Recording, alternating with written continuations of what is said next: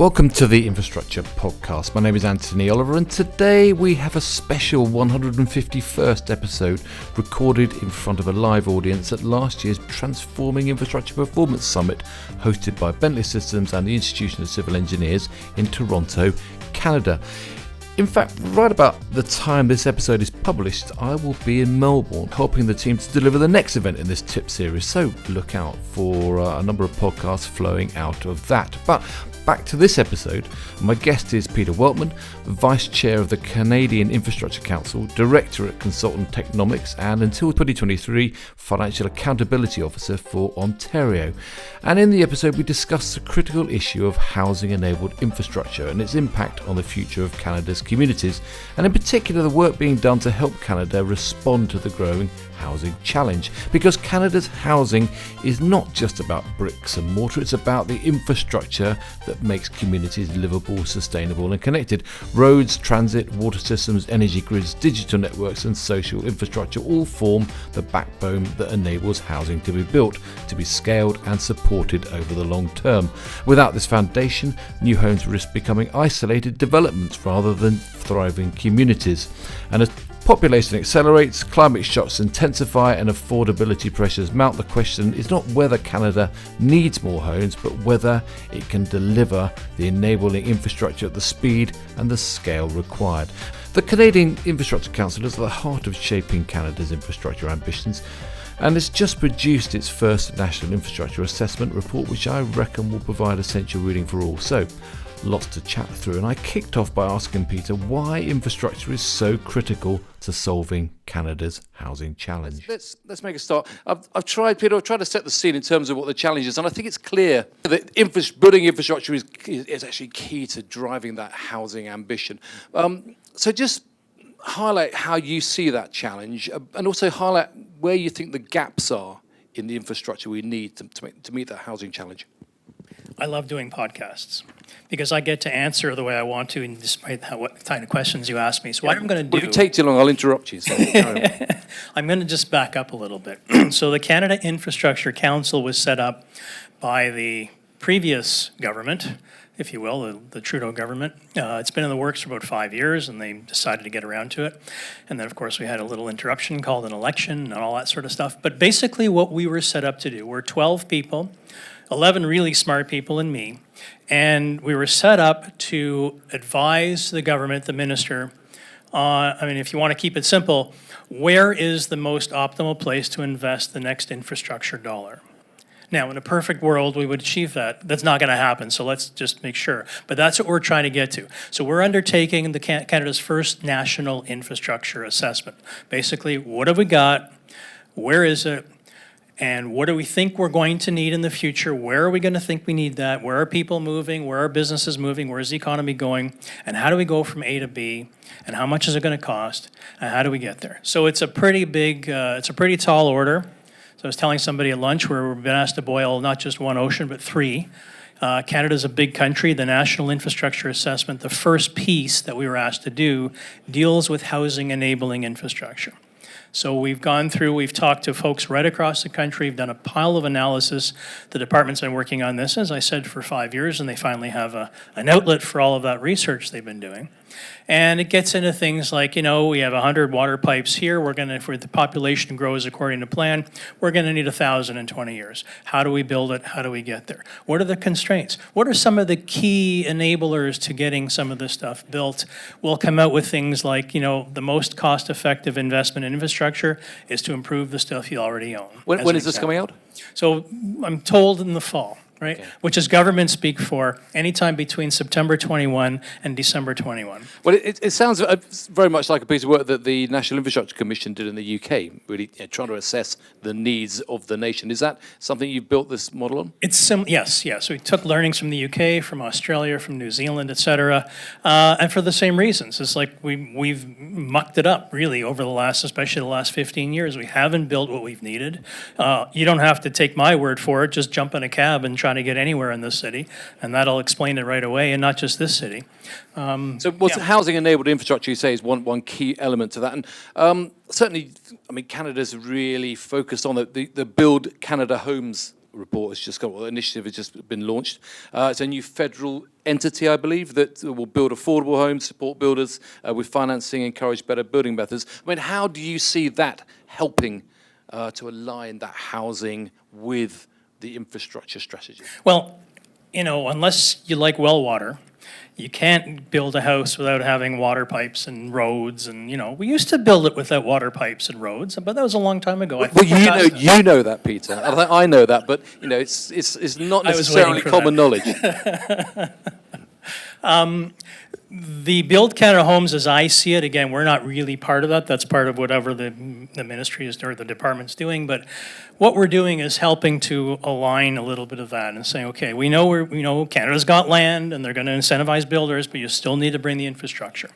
So again, going back to what we're trying to do is, what have we got now? Where are people moving to? Where are businesses moving to? Where should the infrastructure be moving to? And then how are we going to build it together? Because meanwhile, of course, you've also got the new major projects office, which is helping again to streamline the delivery of infrastructure. How's that help? Well, I've been in government for a while, and so I'm a little skeptical, but I think what it does help is it sets, the North Star, that seems to be the word du jour, but it sets it's a signal. It says, yeah, we're going to try to make this less complicated. We're going to give you a point of contact. It's going to go into government, and we're going to do stuff, and here's roughly what we're going to do. So it does add some focus, but that's basically all. We don't get involved with that. Well, when we heard Jennifer McKelvey, the Minister for Infrastructure, talking earlier, she talked about the need to lower the cost of construction. She talked about increasing density when it came to housing. I mean, is there a risk that we focus, I suppose, too much on these unit targets for housing and forget about the need to embrace the infrastructure, which, as you say, is going to enable that construction?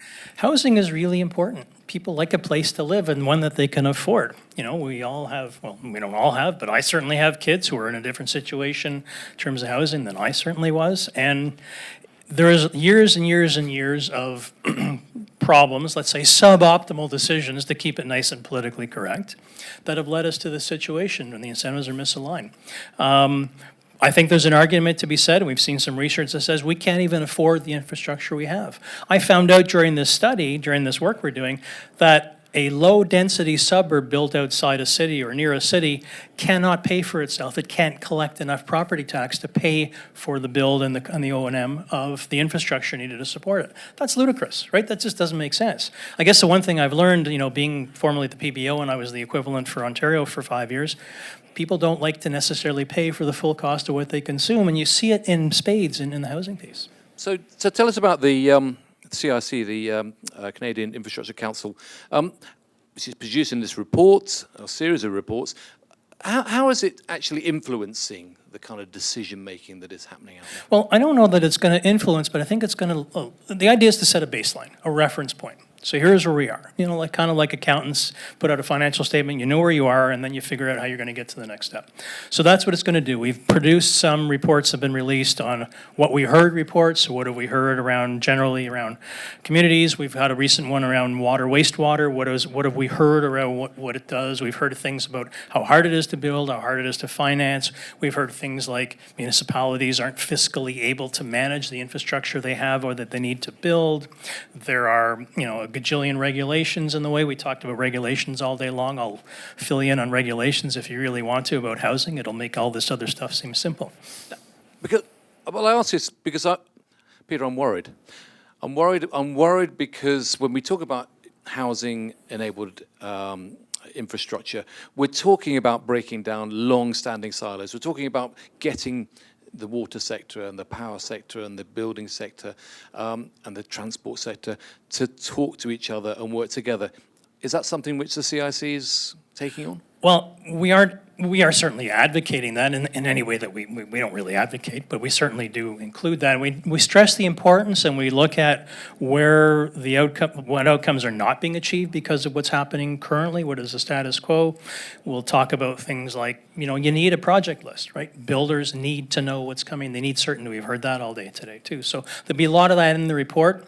Whether I'm going to be out there, yelling and screaming that we need to do this and whether anybody listens, of course, is a different question. Well, I think you certainly seem the right sort of guy to knock heads together. Is that you? Is that a role that the CIC plays in? I'd love to do that, but that's not quite what they have in mind yet. I might take it a little further, and maybe I'll get knocked out. I don't know, but no, that's our role is to inform, to advise, to do the analytics. Right now, we've been left with a lot of it is we're missing data. We're missing data. We're missing data. The data is not consistent. The data is not complete. We have some data over in Quebec, for example. They've got some good data. There's other parts that have no data. So that's a big part of it. Yeah, so getting that data, getting that information, getting that policy right is one area to try to get the public sector to make the right choices. How do you get, or what is the role for the private sector in really trying to accelerate this infrastructure charge? In some ways, it's simple, right? Because the private sector is built to deliver on a certain thing, to deliver revenue and deliver profit. So if they're good at that certain thing, and building is a key one, then let's let them build. But clear the roadway. Maybe that's a really bad joke, but clear the path. Manage all of the suboptimal decisions. Manage the regulatory mess, the spider web that's out there. Incentivize them to build. Incentivize others to allow them to build. Make it easy for them to build if they want to build.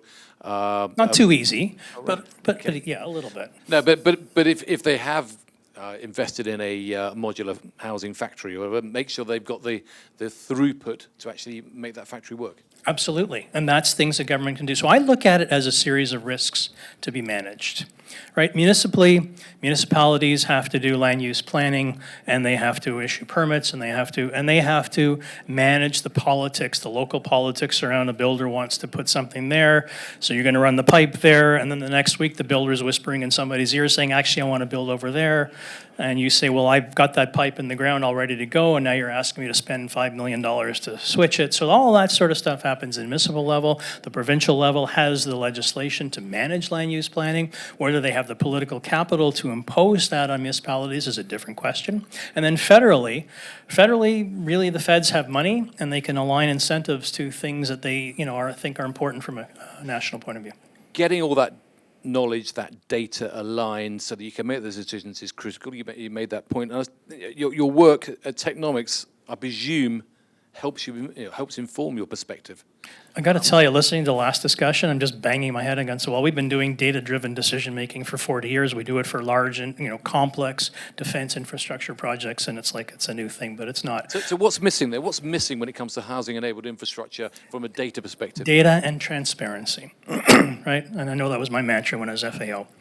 But there's a lot of data that's missing, or a lot of data that isn't being shared. I mean, it's not being shared between builders and owners very carefully. It's not certainly being shared. Municipalities have a variety of quality of data. When I was FAO, we did a piece of work on climate adaptation and cost thereof, and we got municipal data, and it was all over the map. We had some great data from certain cities, and none at all from others. Yeah. Well, tell us about that. You mentioned your FAO, your Financial Accountability Officer for Ontario, 2018-2023.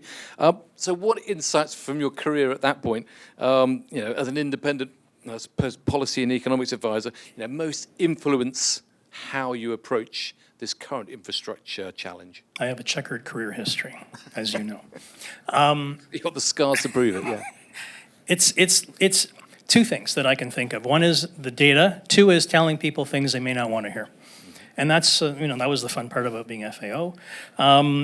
If you're going to build 3,000 hospitals, for example, that's a great policy commitment. But if you don't have the staff in the pipeline to staff those beds aren't going to be empty. So it all has to fit together. Plumbing, electrical, water and housing, roads and places to live. So that's the key, is getting people to think that it all has to fit together.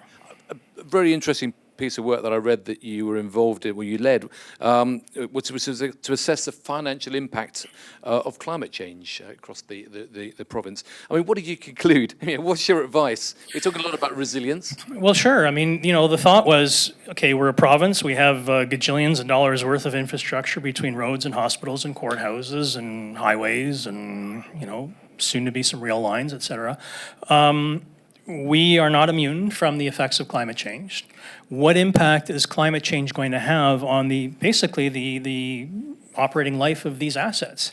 And how much money or extra incremental money will it cost us as a province to maintain these things in good working order for the expected life of the project? And what is the incremental cost? And is there a benefit to doing it sooner or doing it later? And looking at different, climate projections, looking at climate hazards, overlaying that against the asset, and getting a bunch of experts, not me, a bunch of experts in the room, engineers, people who actually know how to build stuff, and assess the impact, let's say, on a building. Is it on the skin? Is it on the landscaping, the HVAC? So what is, increased heat going to mean for an HVAC system in 20 years from now? Do you have to make it bigger? Because if you don't make it bigger and the building's too hot and you can't use it, then it's not used for, the outcome isn't there. See, I imagine that in that sort of bit of work, the answer is always it was likely to be bad news for any politician. How do you communicate that in a way which is positive, that makes people want to take action rather than run away from it?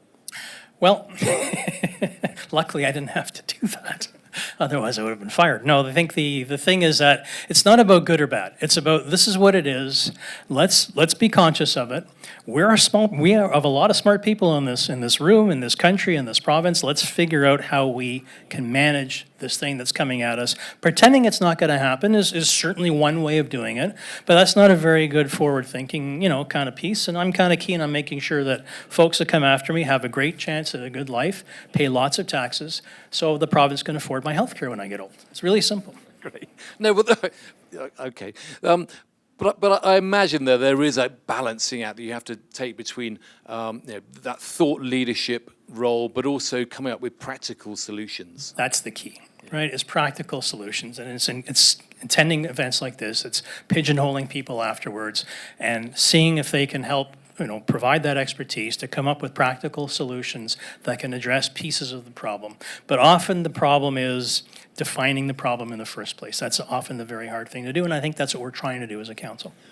I mean, one of the clear things that across every spectrum of infrastructure is trying to think long term and trying to come up with a long-term plan, a pipeline, if you like, of projects, of interventions that will help communities.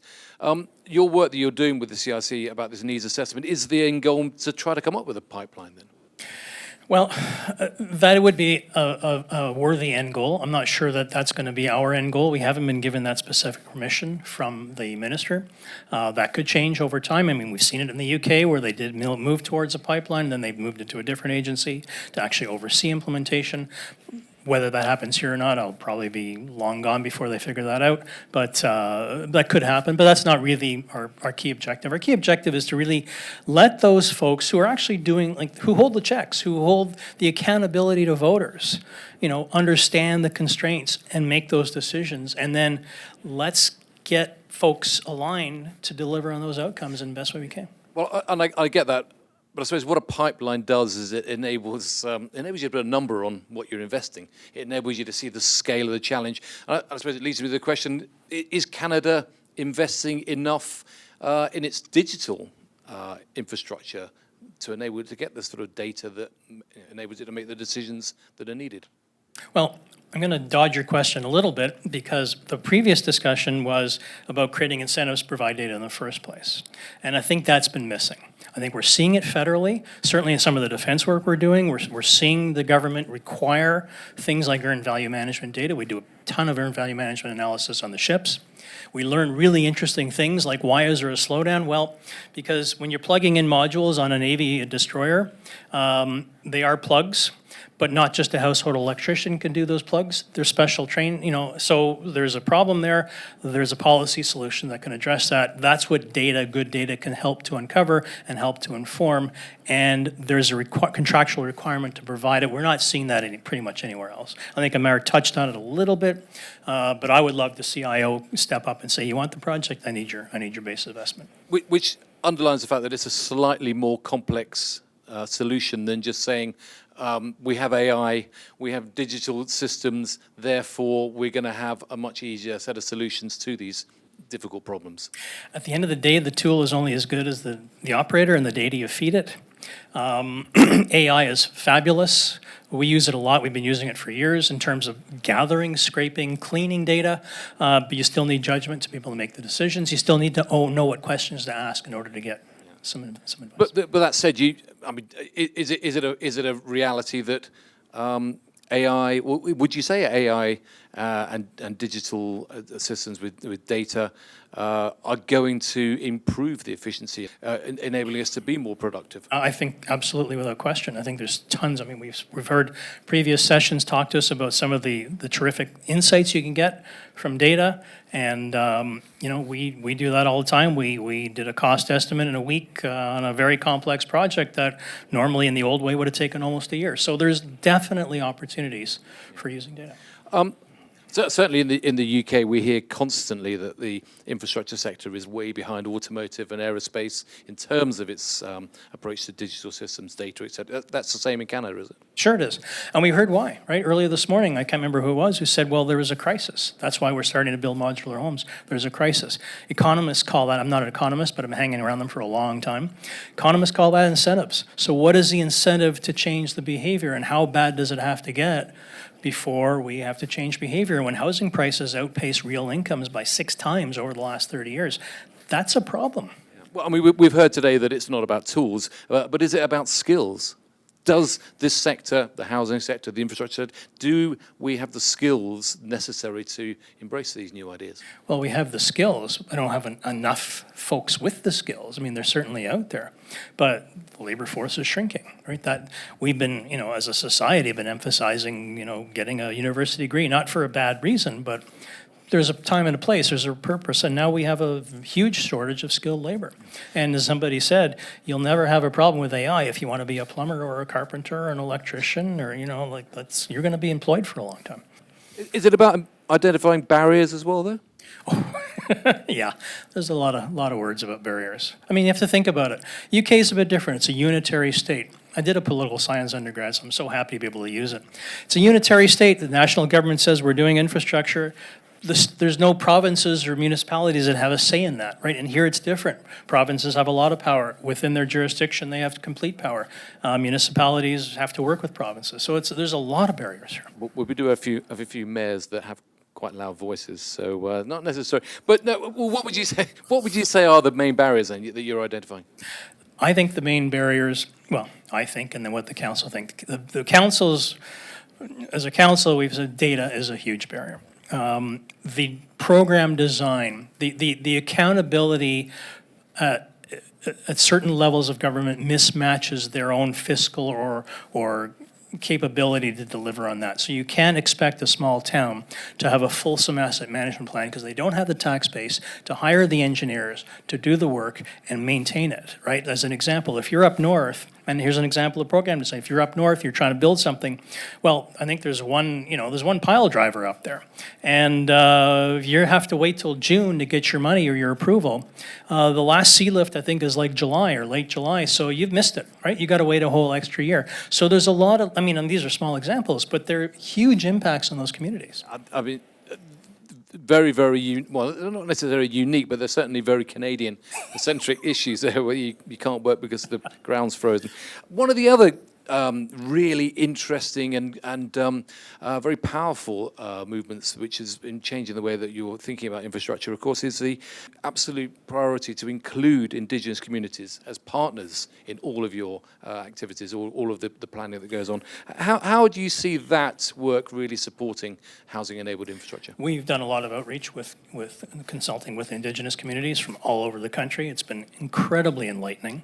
Certainly when I grew up and went through school, we didn't learn a lot of this stuff. We learned very different stuff. So it's been a terrific experience.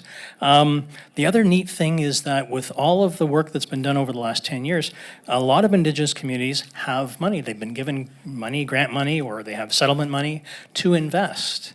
And they are a source of funds. I found this out. I was at a dinner one night, and this guy had a source of funds. I said, "Wow, we can do something." So, and they're in, so it's critical because if you don't have the buy-in, it's not going to happen. But a source of funds, maybe, but also a source of culture, a source of ideas, and a source of new ways of doing things. Remember, I was a budget officer, right? So my mind goes to funds first, but you're absolutely right. And I didn't mean to exclude the other things.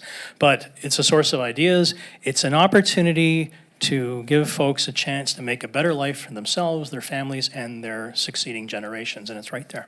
All of which I think really is stem from having a national vision for making sure that whole community, or these communities are now actually brought in and made central to what's going on. Do you think Canada has sufficient national vision for this housing-enabled infrastructure Well, I think program? it does now. I think that's changed a lot in the last few months. And maybe it's not a bad thing, right? We've had a lot of first-world problems for a long time, fretting about a lot of little things that maybe in the bigger scheme weren't all that important. Now the world's changed. The geopolitics of a life. The geopolitics of life. I mean, I'm old enough to remember when the geopolitics were also a little bit rocky with the Cold War, and we've been through a period of relative calm for a long time, and that's changing again. So the let's call it the Trump effect is possibly going to have a really positive impact on getting minds focused on the need to sort Canada out from the inside.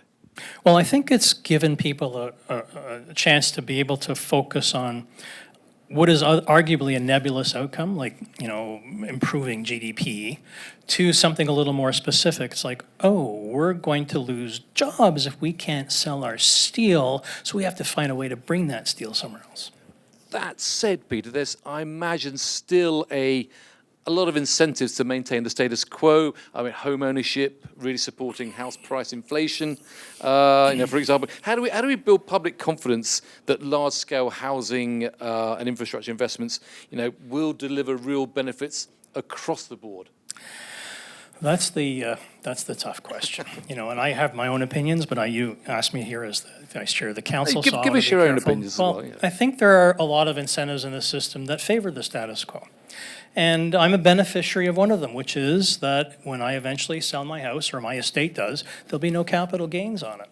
So there's an incentive for me to try to protect my neighborhood, at least again from the budget officer financial point of view, to maximize the value of my house. And maybe that means me not wanting to have higher density in my neighborhood. Now, there are social, cultural, other reasons. I mean, housing and house ownership is a very personal, and there's a lot of other considerations.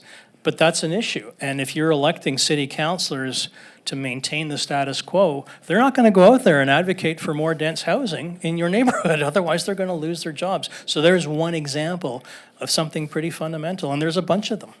Any radical solutions to that? I mean, does something need to happen on a federal level to really try to drive forward these investments? The radical solution is to have the data so people understand the cost of what it is they consume, and then maybe having to make them pay for it. And it's easy for me to say. It's not that simple to do. But there's something to that. And maybe I'm just thinking about it as a budget officer, but there's a lot of things here. There are still communities that don't meter their water.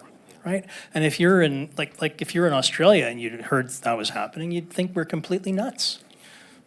So just to wrap us up and just to send us off for a cup of tea, if you could recommend one policy reform, you mentioned actually getting data sorted out, but if you could recommend one policy reform to accelerate housing-enabled infrastructure, what might that be? I think there needs to be a change to, and I'll speak for the federal level, that incentivizes municipalities and other asset owners to maintain and manage asset management plans. So instead of writing a check for a ribbon cutting, write a check and say, yeah, your plan is really good and it's really robust, and here's 30% of the plan paid for. Go and fix the things you need to fix. And I won't take any credit for it, okay, like as a politician. So I know that's silly. That's really stupid talk. If any politicians in the room will tell me you're nuts. But that would make a big difference. That would invest in the infrastructure we already have to make it more effective. And that is the most, and that's what our council says too. That is the optimum investment right now to enable housing. And as you say, having the data, having reports such as your national needs assessment, I suppose is one step along the way to making that point. It's exactly right. It's a step along the way. And remind us, how do we get hold of it? It'll be on the website on the Canadian Infrastructure Council.gc.ca.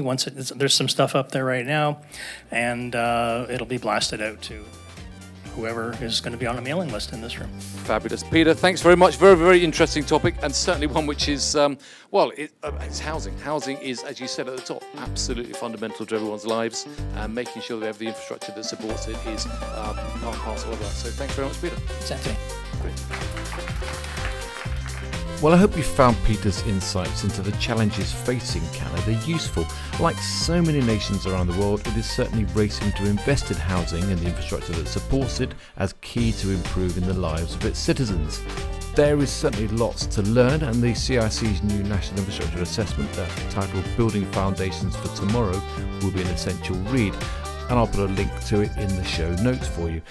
But sadly, that's all we've got time for on the podcast now, but there is more in the pipeline as we continue to probe the big issues faced across the sector. If you haven't done so already, do check out the Infrastructure Podcast website, www.infrastructure-podcast.com, where you find background information and all the latest podcasts to listen to and to share. So, thanks for joining us. Thanks again to Peter and to the Transforming Infrastructure Performance team at Bentley. I look forward to seeing you again very soon.